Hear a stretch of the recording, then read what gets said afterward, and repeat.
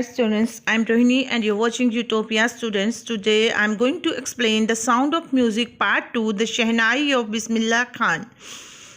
So before you read, do you know these people? What instrument do they play?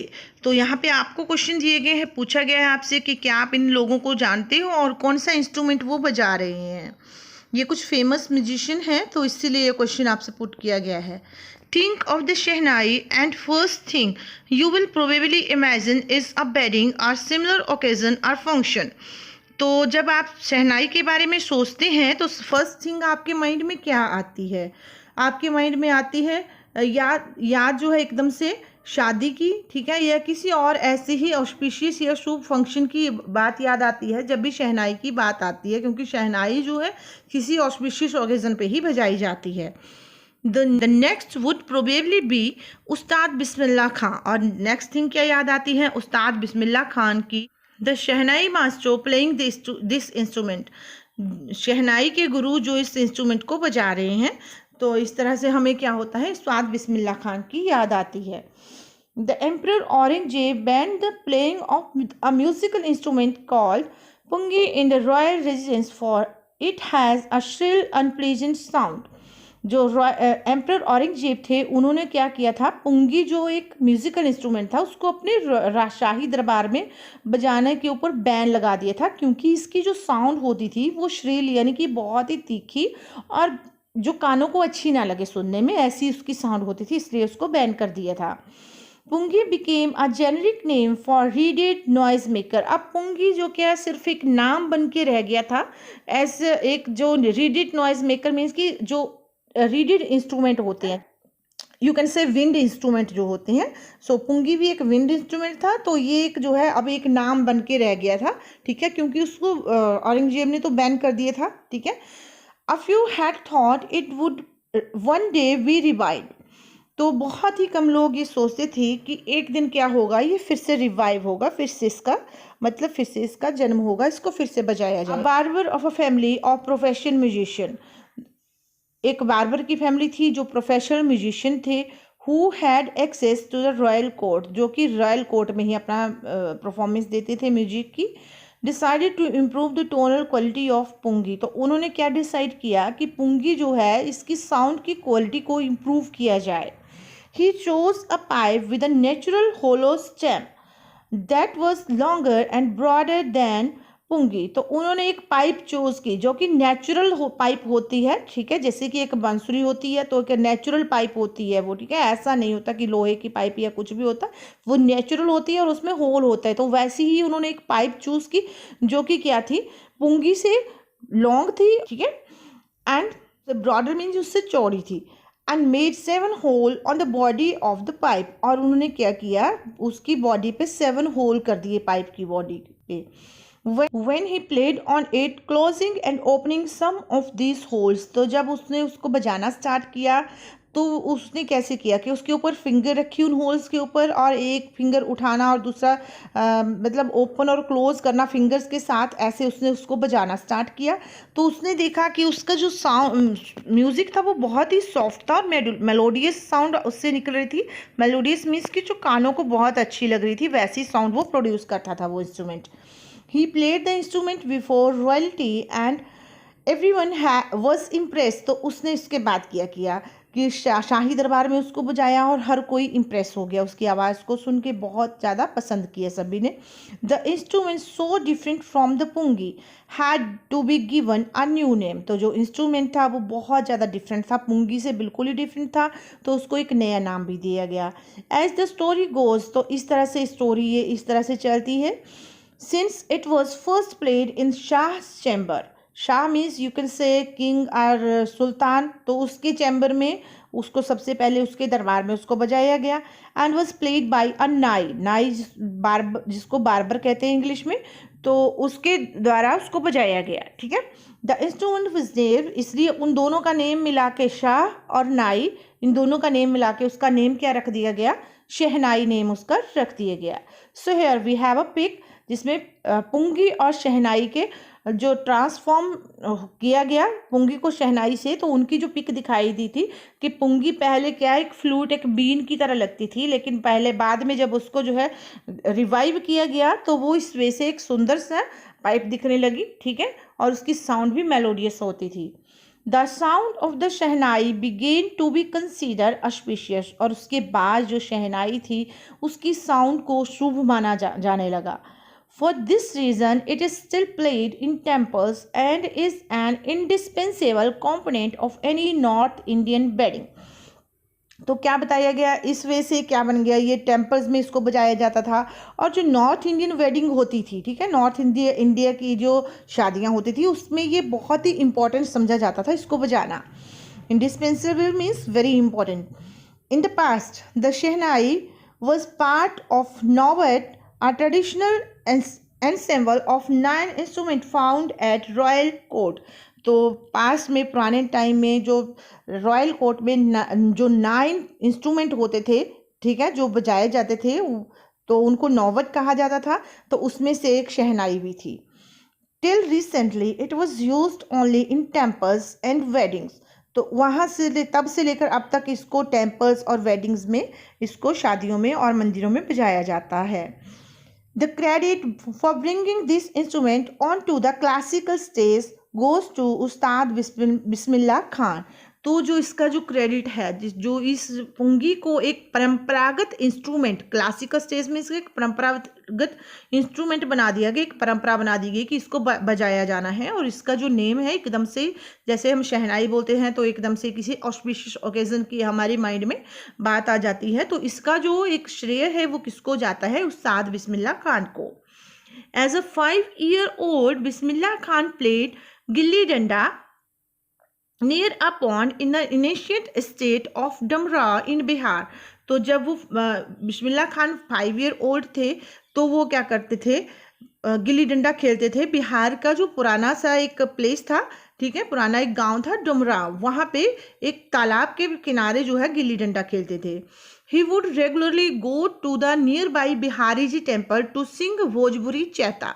तो भोजपुरी चैता एक तरह का song होता था जो बिहारी जी को डिवोटेड होता था। जो बिहारी जी यानी कि एक तरह से हम कहते हैं भजन जिसको बोल सकते हैं, जो बिहारी जी मीन्स कृष्ण जी के लिए डिवोटेड था, तो वो वाला भजन गाने वो रेगुलरली क्या करते थे, टेम्पल में जाते थे। At the end of which he would earn big laddoo weighing 1.25 kg।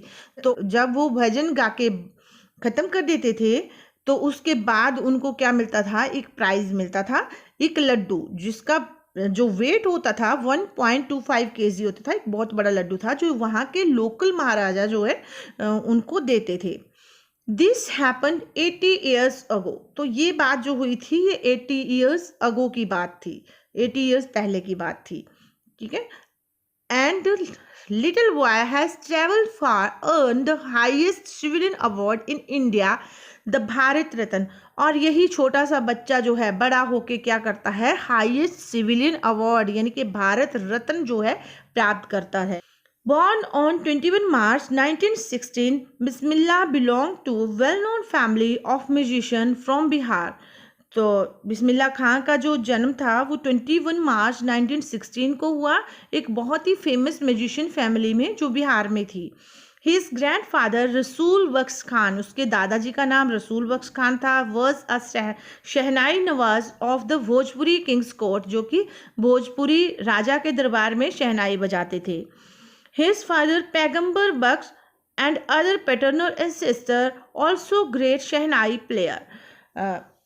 तो उसके जो पिताजी थे, ठीक है, पैगंबर बख्श, और उसके जो बाकी जो दादा परदादा बाकी जो एंसेस्टर थे उसके, वो भी क्या करते थे, बहुत ही फेमस ग्रेट शहनाई प्लेयर थे। The young boy took to music early in life. तो जो ये बच्चे ने जो है बहुत ही अर्ली लाइफ में जो है म्यूजिक सीखना जो है स्टार्ट कर दिया। At the age of 3 when his mother took him to his maternal uncle's house in Banaras, now Varanasi. तो क्या हुआ कि जब वो 3 साल का था तो उसकी मदर उसको मैटरनल अंकल यानी उसके मामा जी के घर में लेके जाती है बनारस में, जिसको अब वाराणसी कहा जाता है। Bismillah Khan was fascinated watching his uncle's practise the shehnai. तो बिस्मिल्लाह खान जो था 3 साल की एज में ही बहुत ज़्यादा अट्रैक्ट हो जाते हैं। वो देखते थे कि उसके अंकल कैसे जो है शहनाई बजाने की प्रैक्टिस करते हैं, उसके मामा जी, तो उस चीज़ को वो देखते थे और वो बहुत ज़्यादा अट्रैक्ट थे उस चीज़ की तरफ। Soon Bismillah Khan started accompanying his uncle Ali बख्श। जल्दी ही बिस्मिल्लाह खान ने उसके अपने अंकल अली बख्श को कंपनी देना स्टार्ट कर दिया to the Vishnu temple of Banaras. तो विष्णु टेम्पल बनारस में उसके साथ जाते थे। Where Bakhsh was employed to play shehnai. तो वहाँ पे जो है उसको जॉब मिली हुई थी एक तरह से शहनाई बजाने की अली बख्श को। Ali Bakhsh would play the shehnai and Bismillah would sit captivated for hours on end. तो अली बख्श वहाँ पे शहनाई बजाते थे और बिस्मिल्लाह खान जो है घंटों तक जो है वहाँ पे बैठे रहते थे, ठीक है। और वहाँ पे उनको देखते रहते थे कि वो कैसे जो है बजाते हैं, कैसे वो प्रैक्टिस कर रहे हैं, कैसे वो वहाँ पे अपना परफॉर्मेंस दे रहे हैं, बस वही चीज़ वो देखते रहते थे। स्लोली ही started getting lesson in the playing in playing the instrument and would sit practising throughout the day. तो जल्दी ही उन्होंने भी क्या किया, बिस्मिल्लाह खान ने भी अपनी प्रैक्टिस स्टार्ट कर दी उस इंस्ट्रूमेंट पे, ठीक है, यानी कि शहनाई बजाने की प्रैक्टिस स्टार्ट कर दी और पूरा पूरा दिन वो प्रैक्टिस करते। For years to come the temple of Balaji and Mangala Maiya and the banks of the Ganga became the young apprentice favorite haunt where he could practice in solitude. तो कुछ एक ऐसे प्लेसेस यहाँ पे बताए गए थे, कुछ टेम्पल्स जैसे बालाजी का टेम्पल हो गया, मंगला मैया का टेम्पल हो गया, गंगा का घाट हो गया। तो ये कुछ ऐसे प्लेसेस थे जहाँ पे क्या था, ये यंग अप्रेंटिस मीन्स कि वो जो यंग लड़का जो है वो क्या कर सकता था, परफॉर्म कर सकता था, प्रैक्टिस कर सकता था, ठीक है। अप्रेंटिस होता है कुछ सीखने वाला, ठीक है। जो उस यंग लड़के के जो है फेवरेट प्लेस थे जहाँ पे वो सॉलिट्यूड में प्रैक्टिस यानी कि अकेले में प्रैक्टिस कर सकता था शहनाई बजाने की। The flowing waters of the Ganga inspired him to improvise and invent ragas. तो गंगा का बहता हुआ पानी उनको इंस्पायर करता था, उनको प्रेरणा देता था। अपने जो राग जो भी वो बजाते थे उनको इम्प्रूव करने के लिए, उनको और ज़्यादा जो है नए नए राग इन्वेंट करने के लिए, नए नए राग बजाने के लिए वो जो गंगा का बहता हुआ पानी था वो उनको इंस्पायर करता था।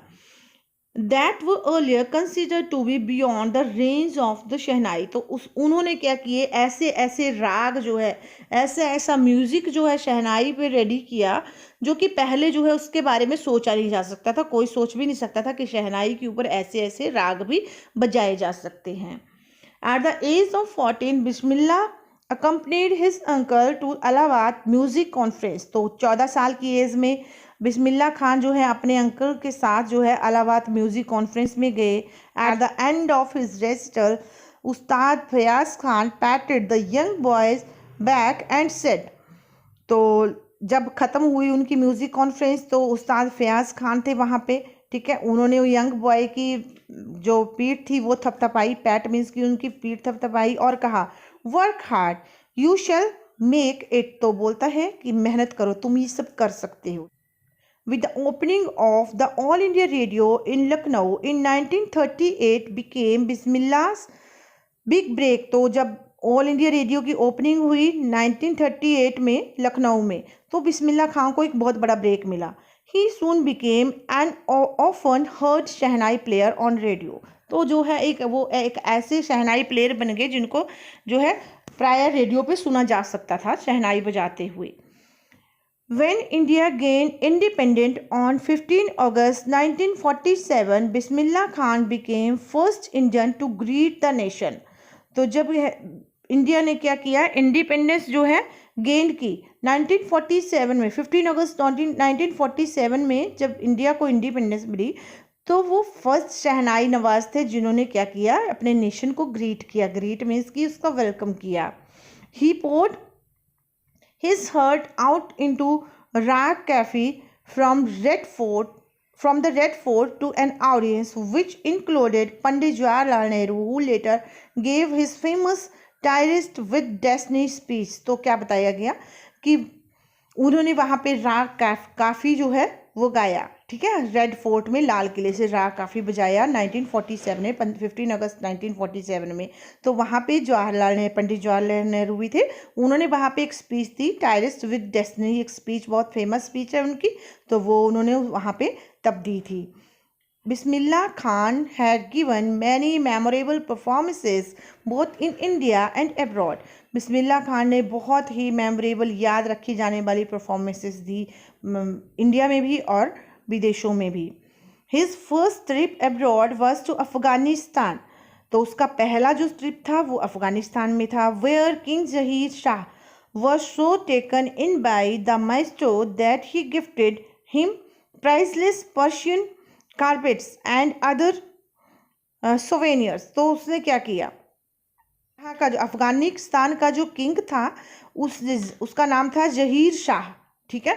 तो उसने क्या किया, जैसे उसकी शहनाई सुनी तो वो इतना ज़्यादा खुश हुआ, इतना तो कि उसने क्या किया, उसको जो है बहुत प्राइसलेस यानी कि बहुत महंगे महंगे पर्शियन कारपेट दिए, ठीक है, और बहुत सारी और मेमोरेबल चीज़ें दी उसके प्राइस में। The king of Afghanistan was not only one to be fascinated with Bismillah's music. तो सिर्फ किंग जो है अफगानिस्तान का किंग ही अकेला नहीं था जो बिस्मिल्लाह खान के म्यूजिक से अट्रैक्ट हुआ, फैसिनेट था।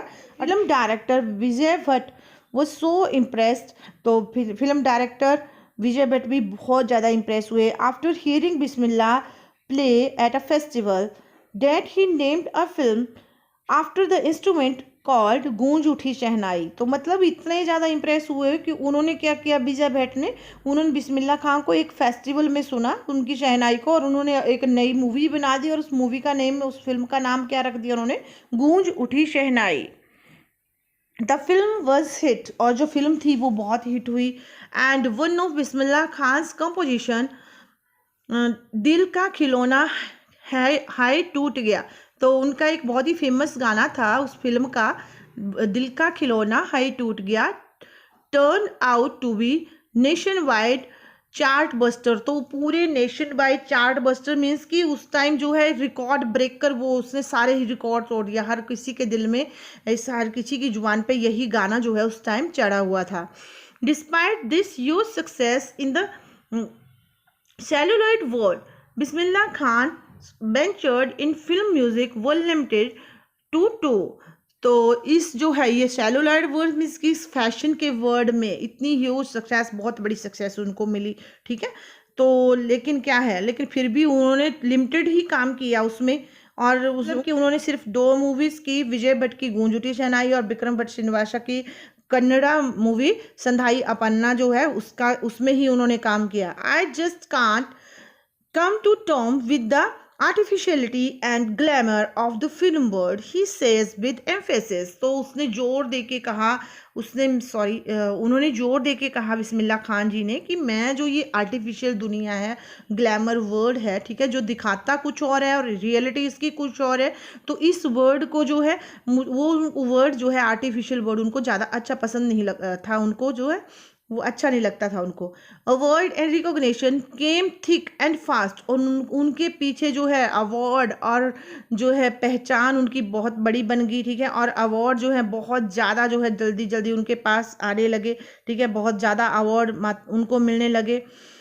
Bismillah Khan became the first Indian to be invited to perform at prestigious Lincoln centre hall in the United state of America. तो फर्स्ट इंडियन थे बिस्मिल्लाह खान जिनको केस के लिए बुलाया गया, बहुत ही फेमस जो लिंकन सेंटर हॉल है वहाँ पे अपनी परफॉर्मेंस देने के लिए अमेरिका में उसको बुलाया गया। He also took part in the world exposition in Montreal. तो उन्होंने जो मॉन्ट्रियल में वर्ल्ड एक्सपोजिशन हुई वहाँ पे भी उन्होंने पार्टिसिपेट किया।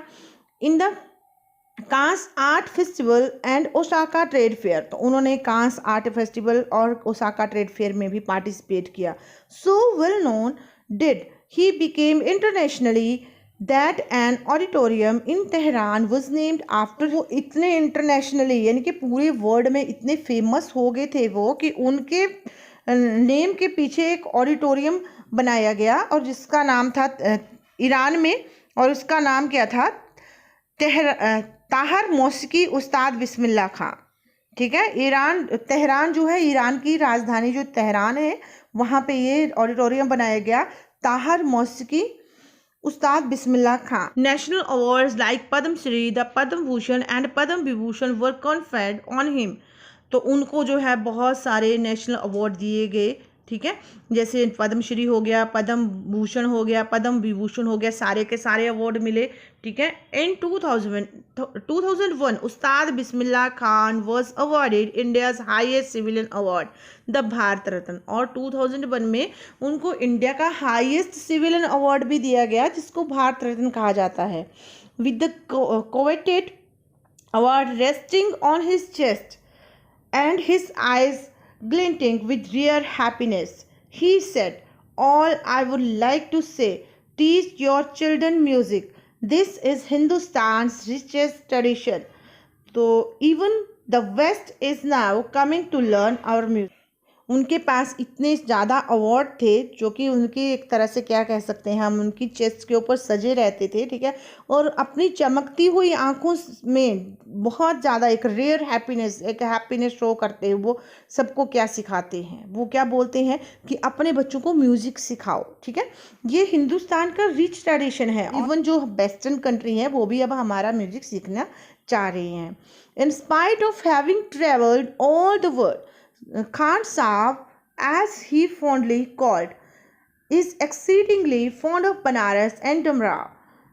तो क्या बताया गया कि वो पूरे वर्ल्ड में उन्होंने ट्रेवल किया, जो उनको खान साहब के नाम से जाना जाता था, ठीक है। लेकिन फिर भी वो बनारस और अपना जो नेटिव प्लेस था डमराव, उसको बहुत ज़्यादा याद करते थे, ठीक है। They remain him the most wonderful town of the world. और उनको क्या लगता था कि बिहार और डुमराव जो है मोस्ट वंडरफुल टाउन है, वर्ल्ड के सबसे अच्छे वंडरफुल जो टाउन है, शहर हैं। A student of his once wanted him to head a shehnai school in USA. तो एक बार क्या हुआ, उनका एक स्टूडेंट था यूएसए में, ठीक है। और वो उनसे क्या चाहता है, and the student promised to recreate the atmosphere of Banaras by replicating the temple there। तो बोलता है replicating, रेप्लिका होता है कि as it is जो है किसी चीज़ का जो है नमूना रेडी कर देना। तो उसने बोला कि मैं सेम टू सेम बनारस वाला ही नमूना यहाँ पे बना दूंगा, ठीक है। मतलब एक ऐसा शहर बना दूंगा जैसे बनारस में है, और आप जो है इधर ही आ जाओ। बट खान साहब asked him if he would be able to transport Ganga, river Ganga as well। तो बोलता है कि ठीक है, वो तो आप बना देंगे, लेकिन क्या आप गंगा रिवर को भी यहाँ पे लेके आ सकते हैं। Later he is remembered to have said, "That's why whenever I'm in a foreign country, I keep yearning to see Hindustan. तो यही बात थी कि उनके बारे में ये कहा जाता है, और वो कहते थे हमेशा कि जब वो बाहर फॉरेन कंट्री में होते थे तो वो ऑलवेज अपने इंडिया को, हिंदुस्तान को याद करते थे। While in Mumbai I think of only Banaras and Holi Ganga. और जब वो मुंबई में होते थे तो वो बनारस की याद करते थे और पवित्र गंगा नदी की याद करते थे। And while in Banaras I miss the unique मथा ऑफ डमराव। और जब वो बनारस में होते थे तो वो डमराव जो उनका प्लेस था उसको याद करते थे। Ustad Bismillah Khan's life is a perfect example of rich cultural heritage of India.